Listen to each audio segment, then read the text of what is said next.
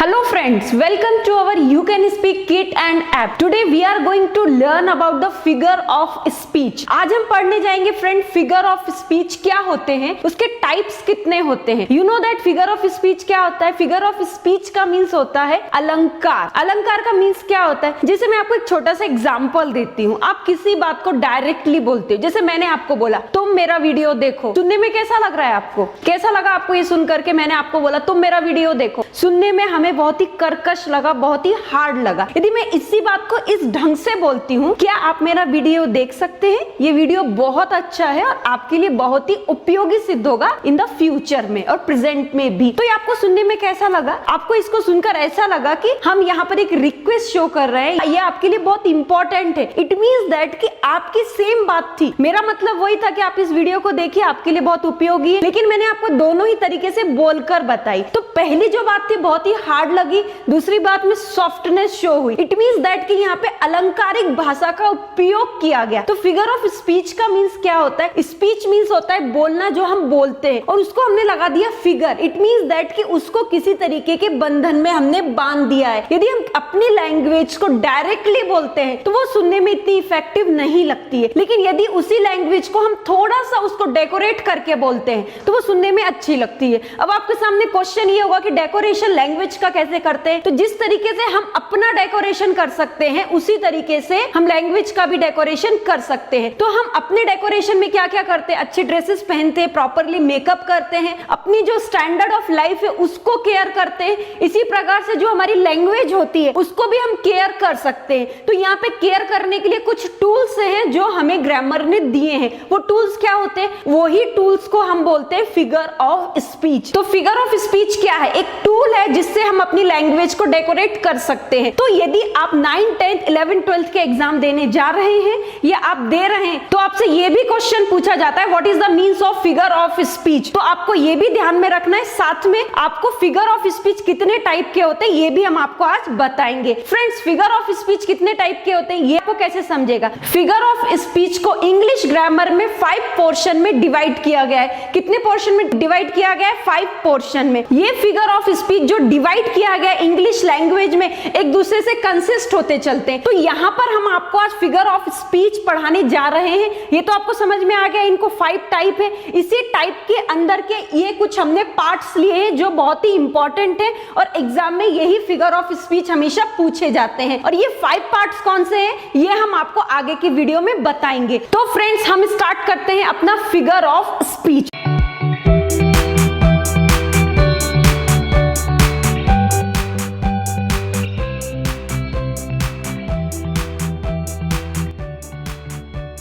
तो यहाँ पर हिंदी में डेफिनेशन लिखी है, इसको आप पहले ध्यान से देखिए. फिगर ऑफ स्पीच, अभी इसका समझ में मीन्स आया. क्या होता है, भाषा के अलंकार या भाषा के टूल्स या भाषा को डिजाइन करना, मेक ओवर करना. अब इसको देखते हैं हिंदी में डेफिनेशन क्या बोलती है. शब्द या अर्थ के स्वरूप में चमत्कृति निर्भास करके भाषा को सुशोभित, सुशोभित मीन्स क्या होता है, अलंकृत करने का प्रयास किया जाता है. शब्द या अर्थ में क्या करते हैं हम डायरेक्टली अपनी बात को बोल दिया, इतना सुनने में अच्छा नहीं लग रहा, लेकिन उसमें थोड़ा सा यदि हम उसमें थोड़ा सा रस डाल देते, इट मींस उसको डिजाइन कर देते, तो वही बात सुनने में कितनी अच्छी लगती है. ये जब मैंने वीडियो स्टार्ट किया था तब आपको ये एग्जांपल दिया था. आगे देखते हैं. तब अलंकार तैयार होता है. अलंकार से भाषा का सौंदर्य व महत्व बढ़ता है.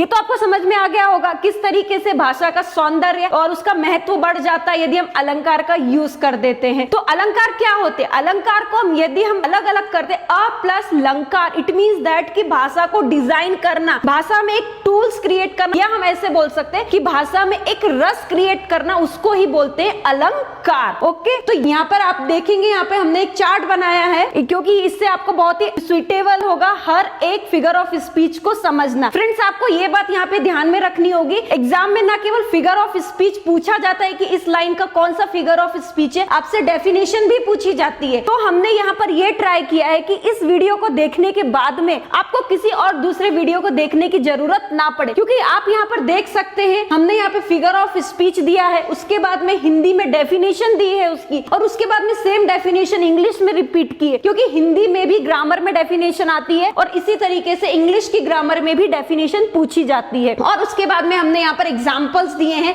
मोर देन एग्जाम्पल्स देने का ट्राई किया है, ताकि यदि आपका एक एग्जाम्पल से क्लियर ना हो तो वही चीज सेकेंड एग्जाम्पल से क्लियर हो जाएगी। और आगे हमने क्या किया है, उसका स्पष्टीकरण किया है, इट मींस दैट क्लेरिफिकेशन किया है, जिससे आपको एक फिगर ऑफ स्पीच आपने रीड कर लिया, जैसे आपने सिमिली पढ़ लिया, उसकी हिंदी की डेफिनेशन समझ ली, इंग्लिश की समझ ली, एग्जाम्पल समझ में आ गया और आगे जाके उसका क्लेरिफिकेशन भी कर दिया। तो इस तरीके से आप देख रहे हैं यहाँ पे 1 और 2 only 2 he figure of speech नहीं है, more than 25 figure of speech आज मैं आपके सामने यहाँ पे एक्सप्लेन करूंगी और ये सभी पॉइंट्स को ध्यान में रखते हुए मैं यहाँ पर एक्सप्लेन करने वाली हूँ। आपको क्या करना है फ्रेंड्स, जब भी आप इस वीडियो को देखेंगे या देख रहे हैं, आपको पेन और नोटबुक साथ में रखनी है, क्योंकि कुछ मैं यहाँ पे हिंट्स भी दूंगी जिससे आपको हर फिगर ऑफ स्पीच बहुत इजी हो जाएगा। ये तो हो गया कि आपका 9th 10th 11th 12th के स्टूडेंट्स के लिए, लेकिन यदि आप कॉम्पिटिटिव एग्जाम में भी जा रहे हैं और कॉलेज के स्टूडेंट्स भी हैं, सीनियर कॉलेज के, तो भी फिगर ऑफ स्पीच आता है, तो इसके लिए आपको मैंने कुछ और भी अलग से ट्रिक देने वाली हूँ। कुछ मैंने एग्जाम्पल्स लिए, वो एग्जाम्पल्स पोएम के भी है, साथ में नॉवेल्स के भी हैं, तो आपको हर चीज को बहुत ही ध्यान से सुनना है, समझना है। तो फ्रेंड्स हम स्टार्ट करते हैं अपना आज का फर्स्ट फिगर ऑफ स्पीच, उसका नेम है simile.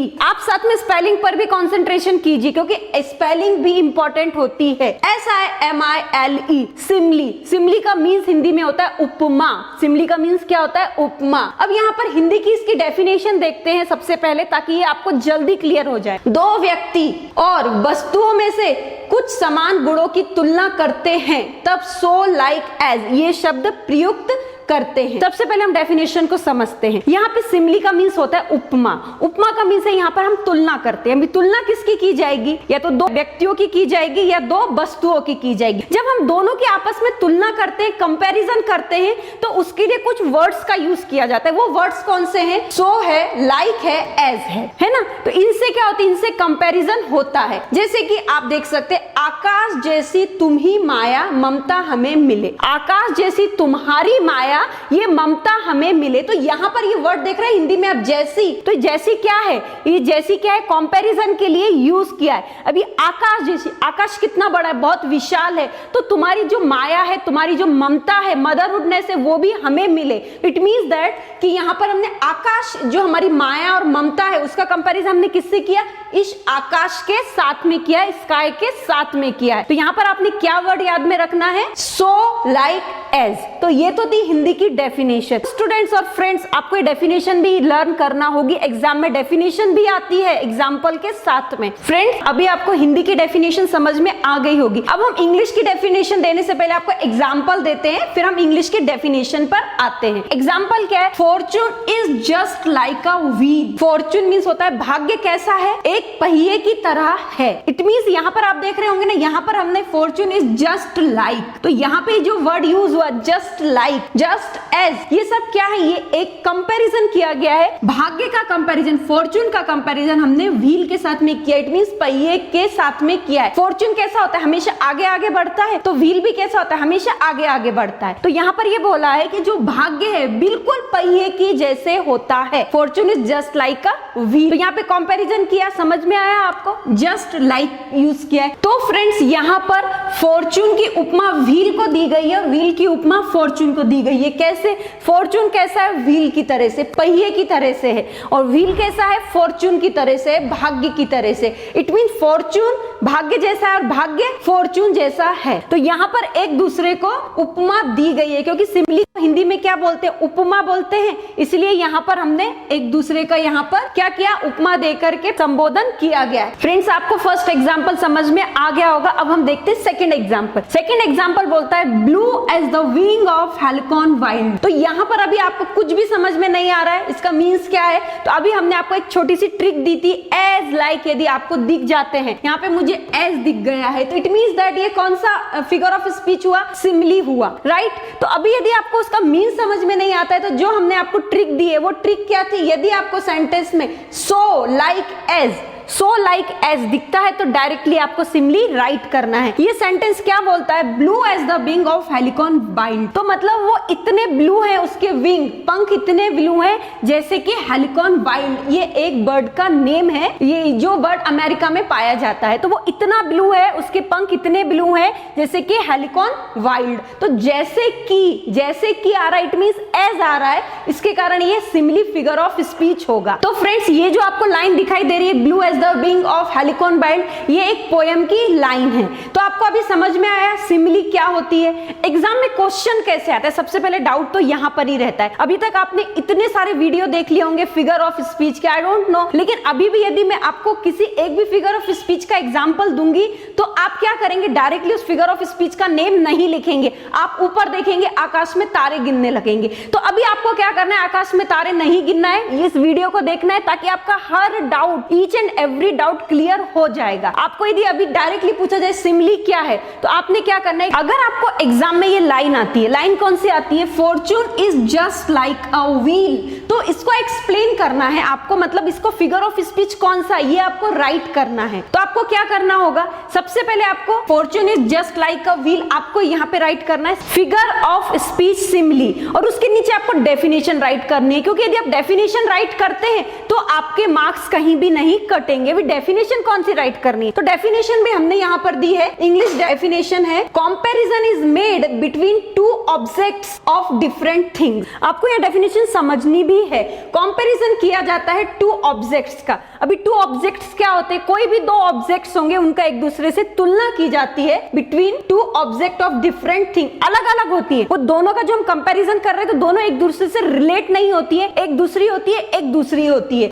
which have however at least one point common by using words so like as। तो ये दोनों जो अलग अलग चीजें हैं जिनका हम कंपैरिजन कर रहे हैं, एक दूसरे से किसी भी तरीके से संबंधित ना होते हुए भी एक पिन पॉइंट पर आकर के एक दूसरे से संबंध शो करती हैं, और वो जो रिलेशन शो होता है वो किससे होता है, सो लाइक और एज से। आपको समझ में आएगी डेफिनेशन क्या बोल रही है। अभी जैसे आपको बोला Fortune is just like a wheel, आपने फिगर ऑफ स्पीच का नेम लिखना है सिमिली, उसके बाद में ये डेफिनेशन आपको लिखनी है, comparison is made between Fortune and wheels, क्योंकि दोनों अलग ऑब्जेक्ट हैं। आपको केवल इतना ही एग्जाम में राइट करना है, आपकी डेफिनेशन कंप्लीट हो जाती है। ये तो था सिमिली की डेफिनेशन और एग्जांपल। आपको ध्यान में क्या रखना है, सो लाइक एज, ये हो गया सिमिली का short trick for your remembrance. Okay, आपको ध्यान में यही रखना है। फ्रेंड्स अब हम आते हैं नेक्स्ट फिगर ऑफ स्पीच पे, मेटाफर। मेटाफर से पहले अभी हम सिमिली का ओरिजिन देखते हैं, क्योंकि सिमिली का ओरिजिन हमें क्यों देखना है, क्योंकि यदि आप कॉम्पिटिटिव एग्जाम में जा रहे हैं तो ये भी क्वेश्चन आता है कि इस फिगर ऑफ स्पीच का ओरिजिन कहां से हुआ। तो सिमिली के लिए आपके अंदर किसी भी तरीके का कोई भी डाउट ना रहे, इस वीडियो को देखने के बाद में आपको किसी दूसरे वीडियो की तरफ या दूसरे बुक को पढ़ने की जरूरत ना रहे,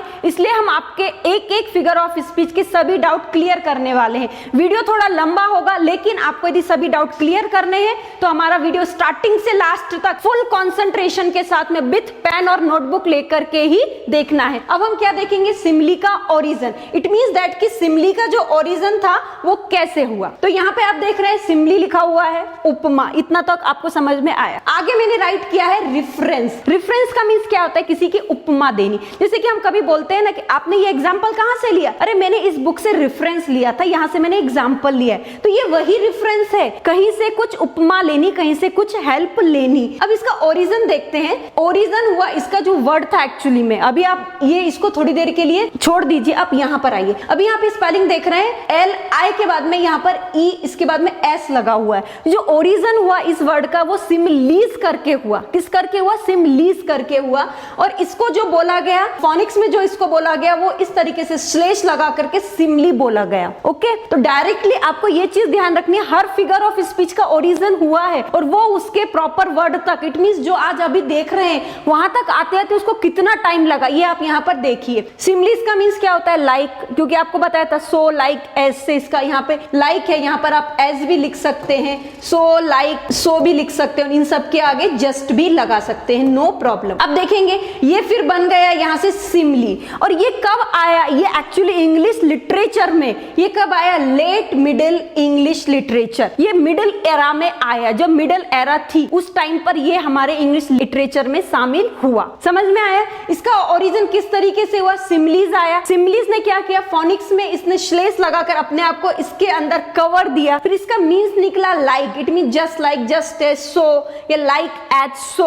फिर ये अपने ओरिजिनल रूप में कब आया, लेट मिडिल इंग्लिश में, it means late middle era जो इंग्लिश लिटरेचर का था उस टाइम पर ये अपने अस्तित्व में, एग्जिस्टेंस में आया। फ्रेंड्स यहाँ पर आपका एक डाउट होगा, ये लाइक कौन सा है, यहाँ पर लाइक ये पसंद करने वाला नहीं, जैसे आप बोलते हो आई लाइक अ मैंगो, तो यहाँ पर ये वो लाइक नहीं है, ये लाइक कौन सा है, ही इज लाइक मी, वो मेरे जैसा है। तो यहाँ पर जो लाइक का यूज किया हमने कंपैरिजन के लिए किया, यहाँ पे वो पसंद वाला लाइक नहीं है। अब हम इसी से रिलेटेड कुछ एग्जांपल्स भी देख लेते हैं। अभी तक जो भी आपने सिमिली के एग्जांपल देखे थे वो एकदम सिंपल एग्जांपल थे। आप कॉम्पिटिटिव एग्जाम में जा रहे हैं या आपको कुछ पोएम्स वगैरह रीड करना है, वहां पे आपको फाइंड आउट करना है कि सिमिली कैसे आएगा, तो ये एग्जाम्पल्स भी उसके लिए बहुत ही इंपॉर्टेंट है। फ्रेंड्स आपको एग्जाम्पल देखना है, एग्जाम्पल देखिए, life is like a box of chocolates, you never know which one you are going to get। तो यहाँ पर क्या बोला है, यहाँ पर देखिए लाइक का यूज किया, तो लाइक से क्या आ गया, लाइफ जो है कैसी है, एक चॉकलेट के बॉक्स जैसी है,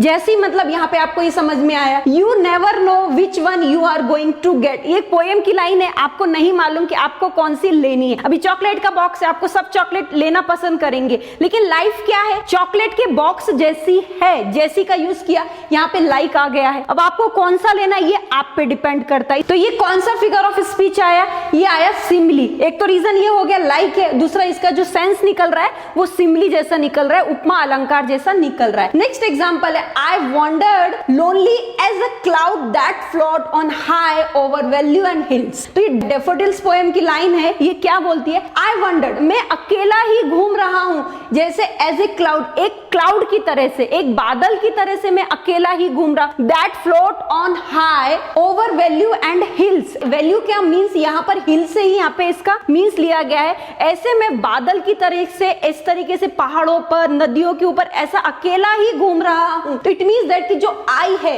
जो एक पर्सन है, पर्सन का कंपैरिजन किसके साथ में किया गया है, यहाँ पे क्लाउड के साथ में किया गया है, एज का यूज किया गया है, डैफोडिल्स पोएम की लाइन है। तो ये कौन सा अलंकार हुआ, यहाँ पे कौन सा फिगर ऑफ स्पीच हुआ, सिमिली हुआ। फर्स्ट रीजन तो ये है एज है, सेकंड रीजन क्या है कि यहाँ पर आई का कंपैरिजन क्लाउड के साथ किया गया या क्लाउड का कंपैरिजन आई के साथ में किया गया। नेक्स्ट लाइन, नेक्स्ट एग्जांपल देखते हैं, सिमिलीज। तो सिमिलीज का मींस होता है सिमिलरिटी, ये तो आपको समानता दिखाते हैं एक दूसरे से। जैसे कि आपने देखा, after that meal I feel as fat as pig, खाना खाने के बाद मैं ऐसा महसूस कर रहा हूं जैसे कि पिग जैसा। तो ये जो आई है, आई कैसा है, एस पिग की तरह से, और पिग कैसा है, आई की तरह से। नेक्स्ट एग्जांपल देखिए, right now I am feeling as good as rose. तो यहाँ पर एज, ये जो एजेस का यूज किया गया है, आई के साथ में रोज का कंपैरिजन किया गया है। राइट नाउ मतलब मैं रोज की तरह से, मैं रोज की तरह से या रोज मेरी तरह से फीलिंग गुड, अच्छी महसूस कर रहा है। नेक्स्ट एग्जांपल देखिए, Ram runs as fast as lightning. तो राम का कंपैरिजन किससे किया गया, राम जो रनिंग कर रहा है उसका कंपैरिजन लाइटनिंग से किया गया है, या आप ये बोल सकते हैं लाइटनिंग का कंपैरिजन यहाँ पे राम से किया गया है। दोनों ही आपका राइट होगा। नेक्स्ट देखिए, she is as slow as crocodile. Crocodile जैसी वह स्लो चलती है या वो स्लो है। तो यहाँ पे जो शी है इसका कंपैरिजन क्रोकोडाइल से किया गया है। राइट, एक दूसरे से कंपैरिजन करते हैं, सिमिलरिटी दिखाने की कोशिश करते हैं, तो वहां पे सिमिली फिगर ऑफ स्पीच आता है। तो अभी मुझे लगता है आपका सिमिली से रिलेट जो भी डाउट होगा वो सभी क्लियर हो गए होंगे। अब हम आते हैं डायरेक्टली मेटाफर पे। तो स्पेलिंग पर आपको ध्यान देना है, METAPHOR। मेटाफर है, इसको मेटाफॉर भी बोलते हैं, डिपेंड ऑन यू कि आप उसको क्या प्रोनाउंस करते हैं। हिंदी में इसको बोलते हैं रूपक अलंकार। इनके है ना जो हिंदी की जो नेम है ना फ्रेंड्स, बहुत ही अपने अंदर सारे मीनिंग को समाये हुए हैं। जैसे आप देख सकते हैं रूपक, तो इट मींस कैसा होता है कि एक जैसा दूसरा या एक की तरह से दूसरा। तो यहाँ पर आपको ध्यान रखना है, इसका हिंदी डेफिनेशन को देखना है, दोनों में तुलना की जाती है। अभी दोनों से मीन्स क्या है, दोनों से मीन्स यहाँ पे होगा दो व्यक्ति, दो वस्तुओं की तुलना की जाती है और उनके समान गुण ना बताकर। अभी तक आप क्या पढ़ रहे थे, हम उनके समान गुण बताए थे, यहाँ पे समान गुण ना बताकर दोनों एक ही हैं, मतलब दोनों में कोई डिफरेंस नहीं है, दोनों एक ही है, ये बताया जाता है। यहाँ पर सो लाइक एज का यूज नहीं किया जाता है। दोनों की तुलना तो करनी है, लेकिन एक दूसरे से हम क्या एक दूसरे जैसा बता देते हैं। ये नहीं बोलते कि ये उससे अच्छा ये है या उससे अच्छा ये है, दोनों एक जैसे हैं। अब हम इसका इंग्लिश का एग्जाम्पल देखते हैं, जिससे आपको क्लियर हो जाएगा कि क्या हम बोलना चाह रहे हैं। यहाँ पे क्या लिखा है, लाइफ इज ड्रीम। हिंदी में इसका मीनिंग क्या होगा, हिंदी में मीनिंग क्या होगा, तो हिंदी में मीनिंग देखते हैं। इसका मीनिंग होगा जीवन स्वप्न है। जीवन स्वप्न है मतलब अभी ये हो सकता है कि जीवन स्वप्न है, नहीं हो सकता ना। लेकिन यदि आपको इस तरीके के एग्जाम्पल्स मिलते हैं, अभी यहाँ पे लाइफ को ड्रीम बता रहे हैं और ड्रीम को लाइफ बता रहे हैं, राइट ना। जीवन स्वप्न है मतलब क्या हो गया, जो हमारा जीवन है वो स्वप्न है, या स्वप्न जो है वो जीवन है। तो दोनों एक दूसरे के ऊपर एक दूसरे का यूज कर रहे हैं, एक दूसरे से कंपैरिजन नहीं हो रहा है। यहाँ पर ये आपको ध्यान रखना होगा, दोनों को एक दूसरे जैसा बता करके कंपैरिजन कर रहे हैं हम लोग। यहाँ पर आपको क्या ध्यान रखना है, दोनों को एक दूसरे का बता करके कंपैरिजन कर रहे हैं, एक दूसरे से कंपैरिजन नहीं हो रहा है। यहाँ पे आपको हर शब्द को ध्यान से सुनना होगा। सिमिली में से कंपैरिजन होता था, यहाँ पर एक दूसरे के बता करके कंपैरिजन करते हैं। सेकंड एग्जांपल देखते हैं, मदर अर्थ। मदर का इसका हिंदी समझिए आप, हिंदी में क्या होगा, मदर मीन्स होता है माता, अर्थ का मीन्स होता है धरनी भूमि। ओके, तो यहाँ पर क्या बता रहे हैं कि जो माता होती है वो कैसी होती है, भूमि जैसी होती है। यदि आप ऐसा बोलते हैं भूमि जैसी होती है, तो आप कहाँ पे चले जाएंगे, सिमिली पे चले जाएंगे। लेकिन हम यहाँ पे बोलते हैं माता भूमि है, माता भूमि है, मतलब दोनों ही चीजों से हम कंपैरिजन तो कर रहे हैं, लेकिन से लगा करके कंपैरिजन नहीं कर रहे हैं, दोनों को एक दूसरे के ऊपर ओवरलैपिंग कर रहे हैं। आप इस तरीके से समझ लीजिए। इट मींस दैट कि माता भूमि है। यहाँ पे क्या ध्यान रखना है, माता भूमि है, माता भूमि जैसी है, ये नहीं बोलना है। क्या बोलना है, माता भूमि है। ये तो हो गया आपको इंग्लिश की एग्जांपल्स। अब हम देखते हैं इसकी डेफिनेशन, क्योंकि हर एग्जांपल के साथ में आपको डेफिनेशन भी राइट करनी होती है। डेफिनेशन देखिए, comparison is made between two objects. हर एक लाइन को ध्यान से समझिए, सुनिए। Comparison is made between two object without implying like as so. It means that कि जो कंपैरिजन किया जाता है वो दो ऑब्जेक्ट का ही करेंगे। ऑब्वियसली बात है, दो ऑब्जेक्ट्स का ही कंपैरिजन होगा, लेकिन विदाउट इंप्लाइंग, इन तीन वर्डों का बिना यूज करके। तीन वर्ड कौन से हैं, लाइक, एज एंड सो। इन तीनों के यूज करे बिना हम कंपैरिजन करते हैं as if two things were one. और यहाँ पर क्या बताया जाता है कि वो दोनों चीजें एक ही है। यहाँ पर ये लाइन जो है ना, ये वाली लाइन, ये बहुत इंपॉर्टेंट लाइन है, as if two thing were one. ये लाइन आपको सिमिली से मेटाफर और मेटाफर को सिमिली से अलग करेगी। वहां पर क्या था, as if two thing were one, दोनों चीजों को एक बताया गया। कैसे बताया गया, अभी मैं आपका ये डाउट क्लियर करती हूँ। मदर अर्थ, दोनों एक ही है,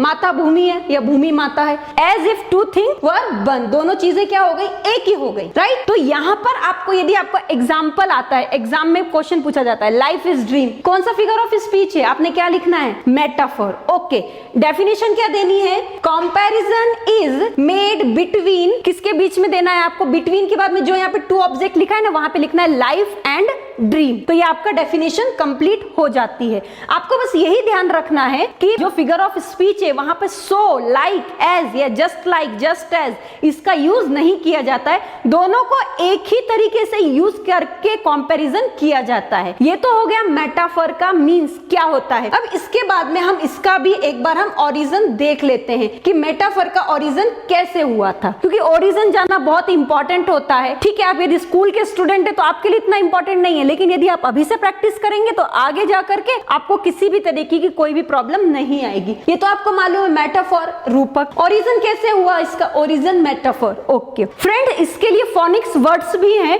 जो मैं आपको नेक्स्ट वीडियो में बताऊंगी कि मेटाफर को फोनिक्स में किस तरीके से और कैसे हमने लिया है। इसका हम देखते हैं कि जो ओरिजिन हुआ मेटाफर का, ग्रीक मेटाफोरियन टू ट्रांसफर। तो ये जो मेटाफर वर्ड था ना फ्रेंड्स, ये मेटाफोरियन जो वर्ड था, जो ग्रीक से लिया गया, ग्रीक लैंग्वेज से, वहां से इसको ट्रांसफर किया गया। ठीक है ना, ट्रांसफर कहां पे किया गया, इसको ट्रांसफर किया हमने फिर से ग्रीक में मेटाफोरा। सबसे पहले जब इसका जन्म हुआ तो इसका पहला नेम था मेटाफेरियन, उसके बाद में इसका नेम चेंज होकर आ गया मेटाफोरा। ओके, उसके बाद में क्या हो गया कि अभी ठीक है, अभी कैसे हम बोलते हैं, डेवलपमेंट चलती रहती है लैंग्वेज में। फिर से क्या हो गया, लैटिन लैंग्वेज में इसका ट्रांसफर किया गया। अभी किस लैंग्वेज में, इसको सेम नेम दिया गया, जो नेम था ना वो सेम नेम दिया गया। लैटिन लैंग्वेज में भी इसको मेटाफोरा बोला गया। ओके, लेकिन अब ये फ्रेंच में आया। फ्रेंच वालों ने क्या किया, इसका नेम चेंज करके मेटाफोरे कर दिया, मेटाफोरे।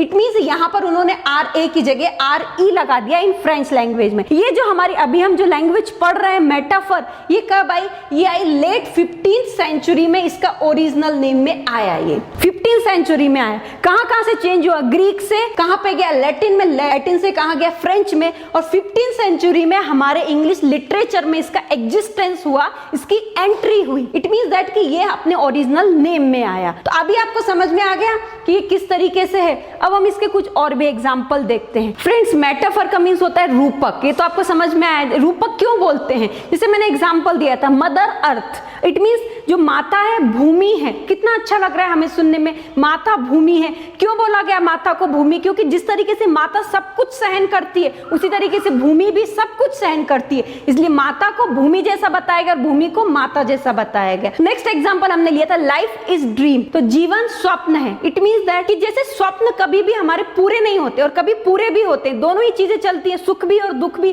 तो इसी तरीके से लाइफ में भी दोनों ही चीजें साथ में चलती रहती है, तो दोनों ही एक दूसरे जैसे होते हैं। ये सुनने में हमें कितना अच्छा लग रहा है कि रूपकता निकल के आती है, एक ब्यूटीफुलनेस जो होती है, जो ब्यूटी होती है वो हमारे सामने आती है। अब हम और भी एग्जांपल देखते हैं, मेटाफोर के ही रूपक अलंकार के और भी एग्जांपल देखते हैं। He is the apple of my eye, तो ये सब पोएम्स की लाइन है फ्रेंड्स, यहाँ पर आपको ध्यान रखना है। ये जो एप्पल बोला है यहाँ पर, he is the apple of my eye, यदि हम इसको नॉर्मली ट्रांसलेट करने जाएंगे तो क्या होगा, वह मेरी आंखों का Apple. It means that for what, कुछ भी मींस नहीं होता है इसका, लेकिन जो पोएम, जो पोइट है उसने क्या बोला कि वो मेरा बहुत ही फेवरेट है। एप्पल को क्या बोला जाता है, एप्पल एक फ्रूट है, फ्रूट सभी को पसंद आते हैं, तो इट मींस दैट कि पोइट यहाँ पर ये बोलना चाह रहा है कि मेरी आंखों के लिए वो एप्पल जैसा है, मेरा बहुत ही फेवरेट है। अब यहाँ पे रूपकता कहाँ पे लगती है, तो यहाँ पर आप देख सकते हैं, जो यहाँ पर जो ही है यहाँ पर आए, तो उसकी आंखों के लिए क्या है, वो क्या है, एप्पल है ना, तो यहाँ पर ही,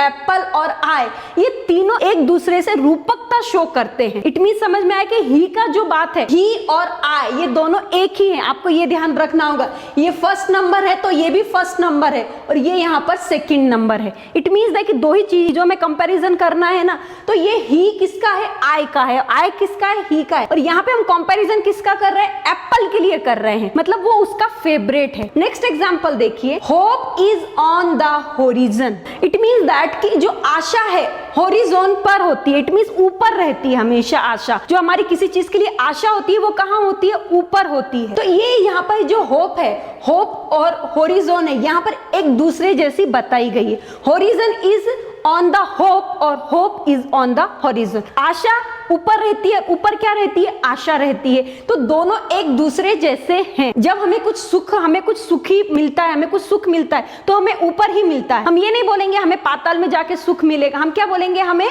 स्वर्ग में जाके सुख मिलेगा। इट मींस दैट कि आशा कहाँ है, स्वर्ग में है, और होरिजन कहाँ है, वो भी ऊपर ही है ना, तो एक दूसरे जैसे हैं। नेक्स्ट एग्जांपल देखते हैं, टाइम इज थीप। तो यहाँ पर जो थीप का स्पेल THIEF, थीप मींस क्या होता है, चोर। तो ये कुछ समझ में आया कि समय एक चोर है, बिल्कुल सही एग्जांपल दिया है पोइट ने, और ये ध्यान रखना ये सभी लाइन पोएम्स की हैं। समय चोर है मतलब क्या होगा, यदि आप ये सोचिए, आप अभी ये वीडियो देखने का मिस कर देते, मैं जो आपसे बोल रही हूँ वो मिस कर देते, तो आगे जाके क्या होगा, आपको फिर से स्टार्टिंग से देखना पड़ेगा ना। समय तो चला गया आपका, इतना टाइम वेस्ट करके आपने बीच में ही ब्रेक कर दिया वीडियो, क्या हो गया आपका, उतना जो सुना वो सब कुछ खत्म हो गया ना। तो समय जैसे चोर किसी का वेट नहीं करता, उसको जो चीज पसंद है उसने उठाना है और भागना है। सेम टाइम जो होता है वो भी बिल्कुल वैसा ही करता है, वो किसी का वेट नहीं करता है, क्योंकि इंग्लिश में एक फ्रेज भी है, time and tide wait for none. समय और लहरें किसी की प्रतीक्षा नहीं करती है। इसी तरीके से समय क्या है, चोर है, तो यहाँ पे टाइम क्या है, थीप है, और थीप क्या है, यहाँ पे टाइम को बताया गया है। एक दूसरे से रूपांतरण किया गया, रूपकता का उपयोग किया गया है। नेक्स्ट एग्जांपल देखिए, life is highway. Life is highway, ये तो सभी को मालूम है, लाइफ कैसी होती है, हाईवे पे। लाइफ हमेशा दौड़ती रहती है, और हाईवे पर क्या होता है, गाड़ियां ही दौड़ती हैं ना।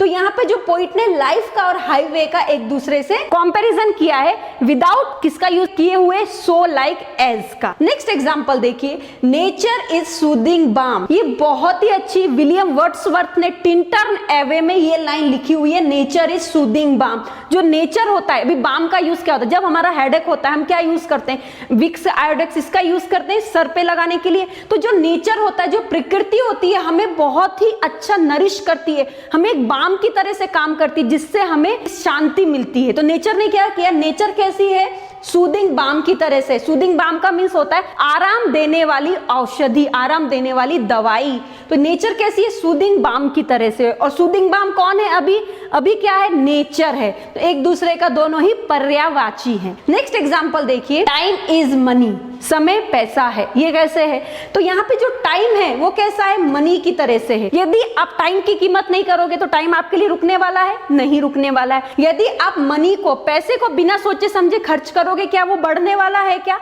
नहीं बढ़ने वाला है, उसका भी हरासमेंट होगा। तो इसीलिए बोला गया है कि टाइम इज मनी, समय जो है वो पैसे जैसा है, या पैसे टाइम की तरह से, दोनों एक दूसरे के पर्यायवाची हैं, दोनों एक दूसरे के रूपांतरण करके यूज किया, मेटाफोर करके हमने यूज किया है। तो इसीलिए ये एग्जाम्पल्स थे हमारे मेटाफोर के। अब हम देखते हैं अपने नेक्स्ट एग्जाम्पल को, जिसमें हमने कुछ और फिगर ऑफ स्पीच का यूज किया है। तो फ्रेंड्स, आपको अभी सिमिली और मेटाफर क्या होते हैं ये आपको समझ में आ गया। मैं अब एकदम शॉर्ट सी ट्रिक देती हूँ, इन दोनों का मीन्स क्या है। सिमिली में आपको कुछ ध्यान में नहीं रखना है, सो लाइक एज, एक दूसरे से कंपैरिजन किया जाता है, वहां पर आप क्या लगाएंगे, सिमिली। और मेटाफर में कंपैरिजन तो कर रहे हैं, यहाँ पर आपको ये चीज ध्यान रखनी है, कंपैरिजन तो कर रहे हैं लेकिन एक दूसरे से नहीं करते, एक दूसरे के करते। इट मींस ओवरलैपिंग होती है। ओवरलैपिंग कैसे हो गई, लाइफ इज ड्रीम, समय स्वप्न है, जीवन स्वप्न है, मदर अर्थ। हमने ऐसा नहीं बोला life is just like a dream, ऐसा नहीं बोला है। हमने क्या बोला, लाइफ इज ड्रीम। एक दूसरे के ऊपर ओवरलैपिंग करके कंपैरिजन किया जाता है। तो ये हो गया सिमिली और मेटाफर, फिगर ऑफ स्पीच। आपको क्या करना है, इन दोनों को ध्यान से देखना है, एग्जाम्पल को समझना है। अब हम आते हैं अपने थर्ड नंबर के फिगर ऑफ स्पीच पर। फ्रेंड्स, हमारा नेक्स्ट फिगर ऑफ स्पीच है पर्सोनिफिकेशन। फ्रेंड्स, आपको मैं एक चीज बार बार रिपीट कर रही हूँ कि आपको वीडियो बिल्कुल बीच में स्टॉप नहीं करना है, या तो आप इसको मेरी वार्निंग समझ लीजिए या मेरी रिक्वेस्ट समझ लीजिए, क्योंकि बहुत ही इंपॉर्टेंट टॉपिक है। यदि आप इंग्लिश लिटरेचर के स्टूडेंट हैं, आप आगे अपनी स्पीकिंग करना चाहते हैं, अपनी लैंग्वेज को बहुत ही मजेदार बनाना चाहते हैं, या हम बोल सकते हैं अपनी लैंग्वेज में कुछ इंटरेस्ट पैदा करने चाहते हैं ताकि सामने वाला आपकी बात को सुने समझे, तो आपको फिगर ऑफ स्पीच पर बहुत ही कॉन्सेंट्रेशन करना होगा। तो आपको क्या करना है, हर एक लाइन को ध्यान से समझना है और देखना है। हमारा नेक्स्ट है पर्सोनिफिकेशन। पर्सोनिफिकेशन का मीन्स होता है मानवीयकरण अलंकार। तो इसका मीन्स अभी आपको नेम से समझ में आ रहा है ना, मानवीयकरण अलंकार। It means what, it means होता है निर्जीव वस्तु सजीव जैसा बर्ताव करती है, ऐसा जब दिखाते हैं तब मानवीयकरण अलंकार कहते हैं। इट मीन्स दैट कि निर्जीव वस्तु से क्या मतलब है, निर्जीव वस्तु से मतलब है हमारी नॉन लिविंग थिंग।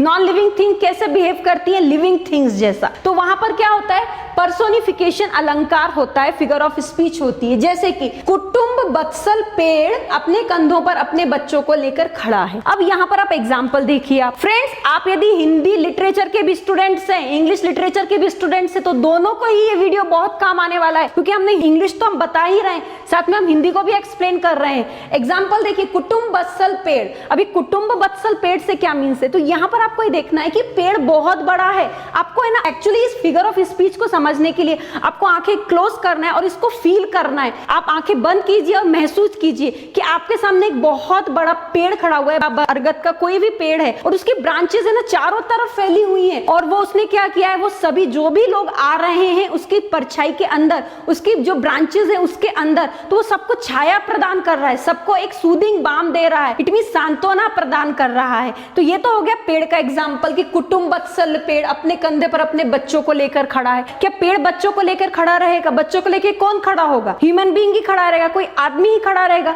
तो यहाँ पे जो कुटुंब वत्सल है, यहाँ पर पेड़ की उपमा किसको दी गई है? आदमी को दी गई है। तो यहाँ पर पर्सोनिफाइड किया गया है कि पेड़ को पर्सोनिफाइड किससे किया गया है? आदमी से किया गया है, क्योंकि बच्चों को लेकर पेड़ ही खड़ा, पेड़ नहीं खड़ा रहेगा, आदमी खड़ा रहेगा। ऐसे हम एग्जाम्पल देखते हैं। हमारा एग्जाम्पल है star dance in the sky, तारे आकाश में नाचे। तो यहाँ पर ये एक पोएम की लाइन है। तो यहाँ पर जो पोइट ने पर्सोनिफाइड किया अपनी लाइन को, क्या एक्चुअली में तारे कभी नाचते हुए दिखते हैं क्या? नाचता कौन है? डांस कौन करता है? ह्यूमन बीइंग से करते हैं ना। तो यहाँ पर जो स्टार है उसके प्लेस पर पोइट को एक्चुअली में स्टार का कंपैरिजन उन्होंने ह्यूमन बीइंग के साथ में किया, या हम कह सकते हैं पर्सोनिफाइड किया ह्यूमन बीइंग को स्टार के साथ में, यहाँ पर पर्सोनिफाइड किया गया है। नेक्स्ट एग्जांपल देखते हैं, dancing whirling leaves came down. तो ये फ्रेंड्स पोएम का एग्जाम्पल है, आपको कंफ्यूज नहीं होना है। यदि आप पोएम पढ़ते हैं तो ये लाइंस भी आपको मिलेंगी। तो यहाँ पर क्या किया गया है, ये लीव्स को है ना ह्यूमन बीइंग के डांस के साथ में कंपैरिजन किया गया, पर्सोनिफाइड किया गया। इट मींस दैट कि डांस करते हुए जो लीव्स है वो नीचे आ गए। इट मींस दैट वो डांस करते हुए नहीं आएंगी। इट मींस ह्यूमन बीइंग्स ही होते हैं ना जो डांस करते हैं। तो यहाँ पर जो लीव्स का जो पर्सोनिफाइड किया गया वो ह्यूमन डांस के साथ में किया गया, मानवीय कण डांस के साथ में किया गया। पर्सोनिफाइड समझ में आया आपको, लीव्स का किया गया है। इट मींस दैट कि यहाँ पर निर्जीव वस्तु का भी, लीव्स क्या है, लीव्स मींस होता है पेड़ के पत्ते। तो यहाँ पे जो पत्तों को किससे किया गया है, ह्यूमन बीइंग के डांस के साथ में पर्सोनिफाइड किया गया है। तो निर्जीव चीज को सजीव चीज के साथ में पर्सोनिफाइड किया जाता है, तो वहां पर होता है पर्सोनिफिकेशन, फिगर ऑफ स्पीच। अब हम इसकी इंग्लिश की डेफिनेशन देखते हैं। In this figure of speech inanimate things are given life, intelligence and personality like human beings. तो जो भी आपकी नॉन लिविंग थिंग्स हैं वो बिल्कुल लिविंग थिंग्स जैसा बिहेव करती हैं। यहाँ पे यही दिया है कि inanimate things are given life. Inanimate means होता है नॉन लिविंग थिंग्स के अंदर हम इस अलंकार में लाइफ भी बताते हैं, उनके अंदर इंटेलिजेंसी भी बताते हैं, एंड पर्सनैलिटी जो उनका स्ट्रक्चर होता है वो बिल्कुल हम ऐसा बताते हैं जैसे ह्यूमन बीइंग का होता है। It means non living things act as like a living things. तो वहां पर होता है personification, figure of speech. Friends exam में यदि आपके पास में फिगर ऑफ स्पीच की लाइन आती है, लाइन क्या होती है कि star dance in the sky, इसमें कौन सा फिगर ऑफ स्पीच है, तो आपको क्या करना है,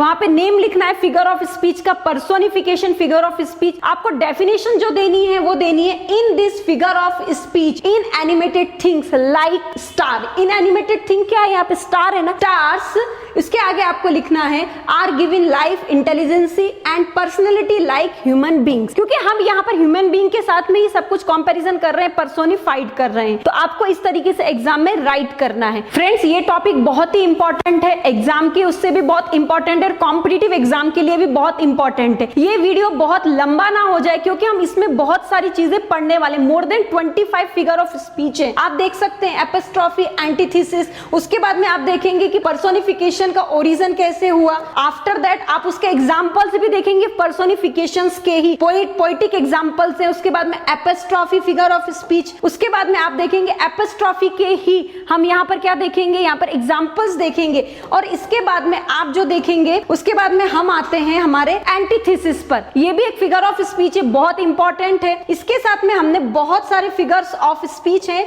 जो आप हमारे इसमें आप अभी देखेंगे। जैसे कि इसके बाद में आप आएंगे क्लाइमैक्स, एंटी क्लाइमैक्स, पैराडॉक्स, और उसके बाद में है हमारा क्लाइमैक्स का ओरिजिन कैसे हुआ, और उसके साथ में एंटी क्लाइमैक्स के एग्जांपल्स क्या क्या हैं, इसका ओरिजिन कैसे हो गया। और उसके बाद में आप देखेंगे आयरनी, एलिट्रेशन, हाइपरबोल, ये सभी फिगर ऑफ स्पीच हैं जो हम स्टेप बाय स्टेप देखेंगे। एलिट्रेशन का ओरिजिन कैसे हुआ, यहाँ पर उसके एग्जांपल्स कैसे कैसे हो सकते हैं। यहाँ पे हमने पोएम से भी कुछ एग्जांपल्स लिए हैं। उसके बाद में हम देखेंगे हाइपरबोल, उसका ओरिजिन और उसके एग्जांपल्स विथ हिंदी डेफिनेशन और इंग्लिश डेफिनेशन के साथ में। और हम नेक्स्ट आते हैं यहाँ पर, ये जो आप एग्जांपल देख रहे हैं ये हमने एक नोवेल से लिया है, शेक्सपियर का नोवेल है उससे लिया है। तो इस तरीके के बहुत सारे एग्जांपल्स हैं। और साथ में रिपीटेशन, इन्वर्जन, पन, इसके बाद में मोर देन और भी 25 हम फिगर ऑफ स्पीच आपके सामने लेकर आए हैं। Friends in figure of speech को समझाने के लिए, it means 25 figure of speech को समझाने के लिए विथ इनके ओरिजिन, विथ इनके सिंपल एग्जांपल और विथ इनके जो हमारे पोएटिक एग्जांपल्स है, उसके साथ में मैंने इस वीडियो के लिए मैंने 1 से 2 घंटे का आपको लेक्चर दिया। इट मींस मैंने 1 से 2 घंटे तक आपको ये फिगर ऑफ स्पीच समझाया है। यदि आप इस फिगर ऑफ स्पीच को समझना चाहते हैं तो ये सभी शेड्यूल मैंने अपने ग्रामर का जो हमारा कोर्स है उसमें मैंने दिया है। इसके लिए आपको क्या करना है फ्रेंड्स, कुछ नहीं, हमारा ग्रामर का जो कोर्स है,